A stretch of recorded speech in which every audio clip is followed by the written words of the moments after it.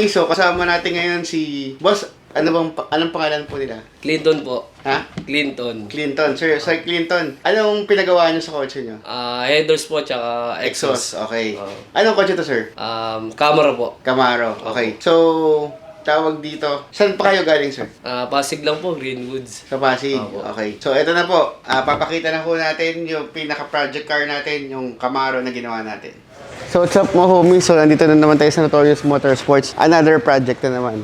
Camaro. So, halos lahat ng sports car dito talaga nagpapagawa dahil syempre, iba pa rin yung nakakaalam yung gumagawa. So, yeah, experience na rin. So, 10 years na kami gumagawa ng mga kotse. Itong mga ganitong Camaro. Kaya, kahit paano, pwede na namin ipagmalaki na talagang sanay na kami dito sa mga ganito. So, ang ginawa namin dito, X-Pipe. Naka-HKS muffler tip siya, tapos dalawang custom muffler. Yan, kung mapapansin nyo, naka 2.5 siya na pipings. Ayan.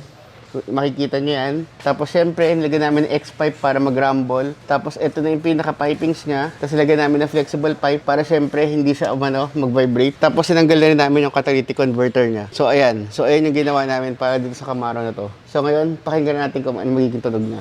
So what's up mga homies? So dito sa Notorious Motorsports, nagtitint na din kami. So in-offer na namin yung customer ng pinakamagandang tint, yung Steck na brand. So ito, napakaganda nung ano niya, heat resistance.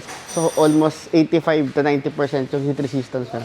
Tapos naka-clear tint na siya. So sa mga high-end na auto, ito yung ino-offer namin. So ngayon, pakinggan natin kung ano magiging tunog itong Camaro na to.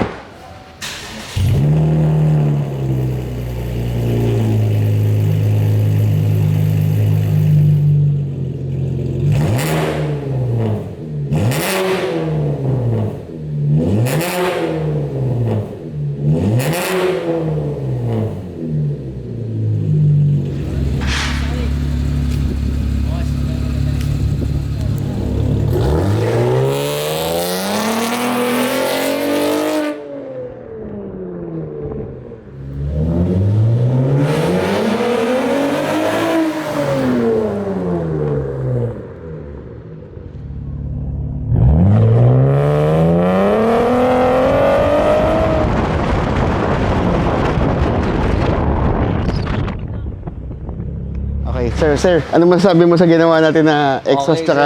Ang laki lang improvement. Maganda ang performance. Lakas ng hatak, ha? Lakas ng hatak, sir. Yan, very good. Okay, thank you, boss.